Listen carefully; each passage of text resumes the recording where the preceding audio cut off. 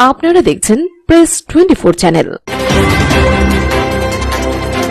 এই ময়মনসিংহ দক্ষিণ জেলার প্রত্যন্ত অঞ্চলে আপনাদের এই সংগঠন বাংলাদেশ হিন্দু বৌদ্ধ খ্রিস্টান কল্যাণ ফ্রন্টের সাংগঠনিক কাঠামোকে যেরকম জোরদার এবং শক্তিশালী করার লক্ষ্যে এগিয়ে যাবে, একইভাবে বাংলাদেশে গণ অভ্যুত্থান পরবর্তী ফ্যাসিবাদ শাসন পরবর্তী আজকে তারেক রহমানের নেতৃত্বে নতুন করে যে আমরা উন্নয়ন এবং গণতন্ত্রের লক্ষ্যে অভিযাত্রা শুরু করেছি, সেই অভিযানটাকে সফল করার ক্ষেত্রেও এই সম্মেলনে আপনারা সেই অঙ্গীকার ব্যক্ত করবেন বা করছেন।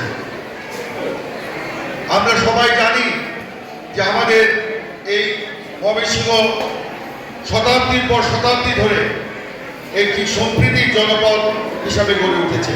এখানে মুক্তাগাছার রাজবাড়িতে সেই প্রাচীন মন্দির কিংবা হালুয়াঘাটের সেই কামাখ্যা মন্দির কিংবা হালুয়াঘাটের সেই কিংবা মুক্তাগাছার কিংবা সদরের যে চার্চগুলো রয়েছে, এগুলো শুধু ধর্মীয় প্রতিষ্ঠান নয়, এগুলি মানবিক শিক্ষা এবং স্বাস্থ্যের ক্ষেত্রে একটা গুরুত্বপূর্ণ অবদান তারা রেখে চলেছে।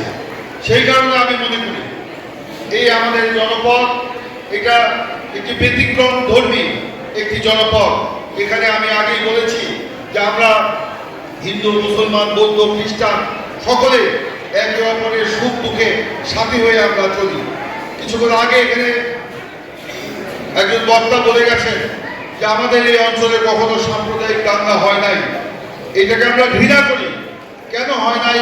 কারণ আমাদের মধ্যে সম্প্রীতির বন্ধন, বন্ধুত্বের বন্ধন, আত্মীয়তার বন্ধন, মনের যে বীর, এটা যে গির্জা এইসবের যারা আমাদের ধর্মীয় গুরু রয়েছে, ইমাম সেবায়েত কিংবা ফাদার, তাদেরকে রাষ্ট্রীয় কোষাগার থেকে যে আর্থিক প্রযোজনা দেওয়া হচ্ছে, এই যে কর্মসূচি, এগুলো তারেক রহমানের যে মানবিক উদ্যোগ, দেশ গঠনের যে উদ্যোগ, সেই উদ্যোগকে আমাদের সকলকে সহযোগিতা করতে হবে।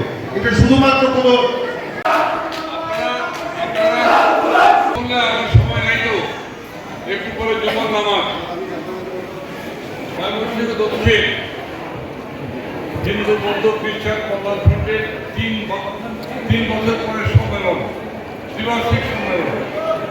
এটা একটা ভালো, এখানে আপনারা এই কথা বললে আমরা বলতে পারবো না, চোখ থাকবেন দয়া করে, আমি অনুরোধ করছি এই সম্মেলনে এই দক্ষিণ জেলার যে আমাদের সাংগঠনিক এলাকা, সেই এলাকা থেকে যারা এসছেন হিন্দু বৌদ্ধ খ্রিস্টান কল্যাণ ফ্রন্টের সম্মানিত সদস্যবৃন্দ, তারা ময়মনসিংহ দক্ষিণের বাইরে শেরপুর, কিশোরগঞ্জ, নেত্রকোনা, জামালপুর, অন্যান্য জায়গা থেকে যারা এসছেন নেতৃবৃন্দ, তাদের প্রতি আমি কৃতজ্ঞতা জানাই যে আপনার আশাতে সম্মেলন সুন্দর হয়েছে। আমাদের এই সম্মেলনে যে মা বোনেরা উপস্থিত হয়েছেন, আমি আলাপ করছি না যে এটা একটা আকর্ষণীয় বিষয় যে তারাও এখানে যোগ দিয়েছেন সমহারে এবং তারা খুব উৎসাহ উদ্দীপনা নিয়ে এসছেন। আমাদেরকে এই নেতৃবৃন্দকে তারা বরণ করেছেন, আমি তাদেরকেও কৃতজ্ঞতা জানাই। এই সম্মেলনের পিছনে অনেক পরিশ্রম করতে হয়েছে, যারা অত্যন্ত পরিশ্রম করেছেন। আজকে সম্মেলনের সভাপতি, তারপর এখানে আমাদের সেন্ট্রাল থেকে 2জন সাংগঠনিক সম্পাদক এসছেন, একজন শ্যামল ভৌমিক, একজন রাজীব কমাল। কমাল এসছে চিটাগাং থেকে, শ্যামল নেত্রকোনা থেকে, কিন্তু তাদের শ্যামলের জরুরি ইচ্ছা নেই। তারা অত্যন্ত পরিশ্রম করেছেন এবং সেই জন্য তাদেরকেও আমি কৃতজ্ঞতা জানাই, ধন্যবাদ জানাই। আমার নতুন কিছু বলার নেই, আপনারা সব শুনে ফেলেছেন আপনাদের নেতাদের কাছ থেকে। আমি ঢাকা থেকে এসেছি, বাড়ি আমার ময়মনসিংহের হালুয়াঘাট, কিন্তু আমি তো হালুয়াঘাট খুব সময় থাকি না, হালুয়াঘাটে আমি নেতাও না। আমি ময়মনসিংহে, যেটা আমাদের ইমরান সালিম ভাই বলেছেন যে দেশনেত্রী বেগম খালেদা জিয়ার অফিসে আমি কাজ করতাম। পরবর্তীকালে আমাদের তারেক রহমান সাহেবের অফিসে কাজ করতাম। আমি যদি চাকরি করতাম, আমাকে কিন্তু অন্যায়ভাবে চাকরি থেকে বরখাস্ত করা হয়েছিল, বাদ দেওয়া হয়েছিল। অন্যান্য এরকম ছোট ছোট চাকরি থেকে বাদ দেওয়া হয়েছে, তাদেরকে নিয়ে জাতীয়তাবাদী শক্তির পক্ষে কাজ করতে হবে। সেই কাজ করার কারণে আমাদের দেশের যিনি আজকে প্রধানমন্ত্রী, তিনি একটু মূল্যায়ন করে আমাকে তার পাশে কাজ করার সুযোগ দিয়েছেন। সেই জন্য আমি তাকেও আজকে আপনাদের সামনে আমার কৃতজ্ঞতা জানাই। আরেকটা বিষয় বলবো যে আপনাদের কাছে আরেকটা বড় কৃতজ্ঞতা হচ্ছে যে আপনারা ভোট দিয়েছেন বলে আমরা নির্বাচিত হয়েছি। এই যে নির্বাচিত হয়েছে, নবই হয়েছেন, ওনারা কাছাকাছি গিয়েছেন এবং সামনে অন্যান্য দায়িত্ব পালন করছেন।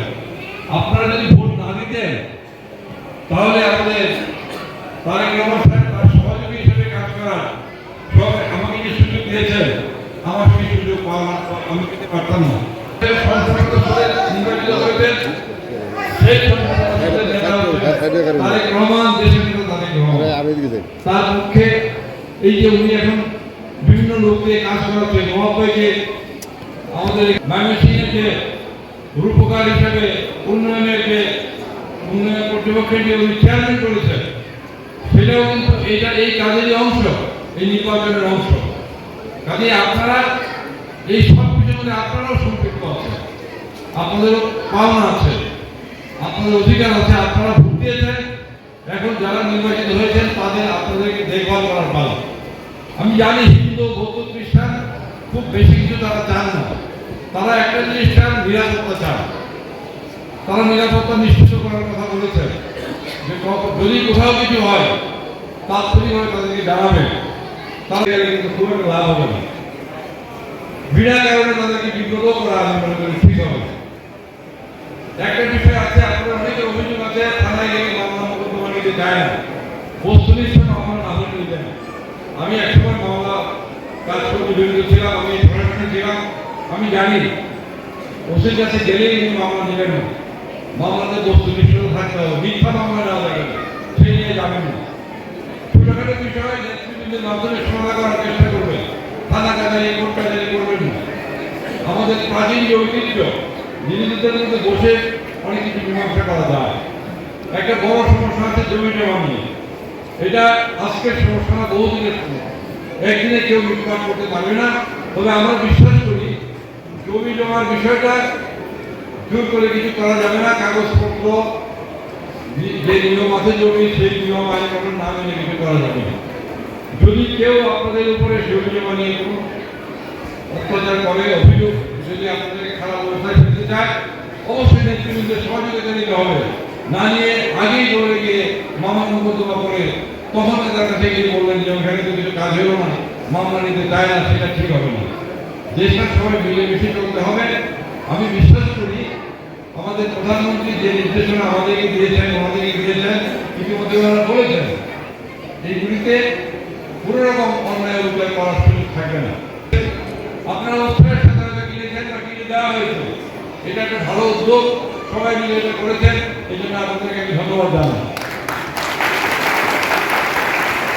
আসবেন, একসাথে কাজ করবেন। সামনে আমাদের আরো নির্বাচন হবে, সেই নির্বাচন কিভাবে হবে এখনই আমরা বলতে পারছি না।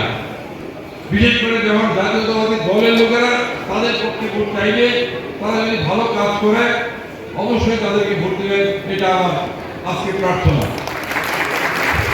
নির্বাচন শুধুমাত্র এমপিতে নির্বাচন না, সামনে উপজেলা হবে, জেলা পরিষদ হবে, ইউনিয়ন পরিষদ হবে, পদে পদে আমাদের নির্বাচন আছে। বার কাউন্সিল নির্বাচন হবে, স্কুল কলেজে নির্বাচন হবে। নির্বাচনের মাধ্যমে গণতন্ত্র সুসংগঠিত হবে এবং এই ভোট চলবে। এবং যেহেতু এই ভোট চলবে, আপনারাও আপনাদের অধিকার প্রতিষ্ঠা করতে পারবেন। ভোট ছাড়া কেউ নিরাপদ না, প্রতিনিধি ছাড়া কেউ নিরাপদ না, সত্যিকার প্রতিনিধি ছাড়া কেউ নিরাপদ না। কাজে সেটা খেয়াল করবেন, খেয়াল করে কাজ করবেন। আর সরকারি যে সাহায্য সহানুভূতি, এটা ইতিমধ্যে আমাদের দুজন এর বিষয়ে বিস্তারিত বলেছে এবং তারা যেভাবে বলেছেন আমি এত সুন্দর করে বলতে পারবো না। তারা যেভাবে ফ্যামিলি কার্ডের কথা বলেছেন, কৃষক কার্ডের কথা বলেছেন, এই ভাতার কথা বলেছেন, স্কুল কলেজের লেখাপড়ার কথা বলেছেন, এই সবগুলি প্রতিপালন অক্ষরক করে করা হবে। মাত্র তো 5 মাস হয়েছে, অপেক্ষা করেন। আমার মনে হয় আপনাদের কোনো দুঃখ কষ্ট সেইভাবে থাকবে না। আমরা একদিনে সব, আমাদের প্রধানমন্ত্রী বলে না যে একদিনই সব করে ফেলবো, কিন্তু আমরা শুরু করতে চাই এবং শুরু করেছি এবং সেই শুরুটা সামনে চলবে এবং আমরা কাজ করব। কে বেশি করলাম কম করলাম সে বড় কথা না, কে বড় না হলে বড় কথা না, সকলে সংগঠিত করতে হবে। আপনারা একটা দৌড় দেখেছেন কিনা আমাকে জানি না, যারা ম্যারাথন দৌড় হাজার হাজার মানুষ দৌড় দেয় একসাথে গিয়ে পৌঁছায় 1 জন, এই যে শীর্ষে পৌঁছেছেন আমাদের তারেক রহমান সাহেব, তার পিছনে আমরা ছিলাম, আরো পিছনে আপনারা ছিল, আপনারাও ছিলেন। কাজে এই দৌড়ে সবাই যে একবার একটা পথে চলে যাবেন তা না। আজকে সম্ভব যেখানে একটা কমিটি হওয়ার কথা, কিন্তু এই মুহূর্তে যেভাবে আপনারা স্লোগান টোগান দিচ্ছেন আমি মনে করি না যে আজকেই কমিটিটা হয়ে যাওয়া উচিত হবে। আমি মনে করি শীর্ষ নেতাদের আমরা মোটামুটি চিনি, আপনাদের যদি আস্থা থাকে আমরা তাদেরকে দায়িত্ব দিব, দায়িত্ব দেওয়ার পরে আপনাদেরকে একটা ভালো কমিটি উপহার দেব। এখানে কোনো উল্টাপাল্টা কিছু কাজ করবো না, করতে দেওয়া হবে না। আমরা চাই দেশে গণতান্ত্রিকভাবে সকলের সম্মতিতে একটা কমিটি হবে, তাহলেই সেই কমিটি শক্তিশালী হবে এবং সেই কমিটির ব্যাপারে আমরা এখানে যারা জাতীয়তাবাদী রাজনীতিটা করেন তাদের সাথেও পরামর্শ করতে হবে। কারণ ফাইনালি আমরা যত কথা যদি হিন্দু বৌদ্ধ খ্রিস্টান কল্যাণ ফ্রন্ট, তার আগে একটা কথা আছে মনে করি, সেটা হচ্ছে জাতীয়তাবাদী। আমরা জাতীয়তাবাদী শক্তির পক্ষে। আমরা এই রংধনু বাংলাদেশের পক্ষে। রংধনু মানে কি, যে একটা রংধনুতে অনেকগুলি রং থাকে কিন্তু সব মিলিয়ে বলা হয় রংধনু। আমাদের মাননীয় প্রধানমন্ত্রী যেটা বলেছেন যে বাংলাদেশে আমি চাই যে কে হিন্দু, কে বৌদ্ধ, কে খ্রিস্টান, কে মুসলমান, আমি সেটা দিয়ে বিবেচনা করতে চাই না। ধর্মের মূল্য থাকবে, ধর্মের মতো করে সবাই পালন করবে, কিন্তু মানুষ হিসাবে নাগরিক হিসেবে আমরা সবাই এক থাকবো। এবং সেই জন্য উনি বলেছেন যে সবার আগে বাংলাদেশ। একটু আগে আমাদের এই বিষয় বলেছেন সবার আগে বাংলাদেশ। আমরা হবো বাংলাদেশি জাতীয়তাবাদী এবং সেইভাবেই আমরা দেশকে পরিচালনা করবো, যাতে কেউ কোনো রকমভাবে অন্যায়ভাবে বঞ্চিত না হয়। প্রথম অধ্যায়ে